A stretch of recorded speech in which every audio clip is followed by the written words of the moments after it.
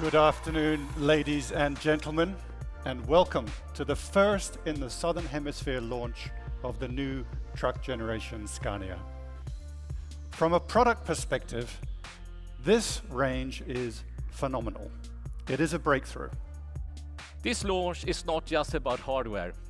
It's about how Scania, through an array of services, can help you build a better and efficient and profitable business. Scania's philosophy is to work towards making your business more sustainable. Commercial vehicles are the backbone of our society.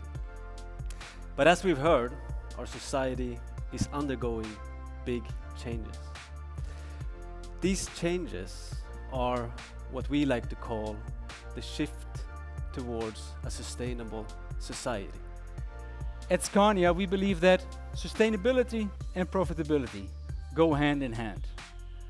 And we believe the reason why we have been in business for 127 years is that we deliver a greater profitability for you, our customers, in everything we do. And finally, the most tricky part for the designers is the superior modularity, with the consistency of the design across the whole vehicle range, as well as across the strong heritage of the Scania brand.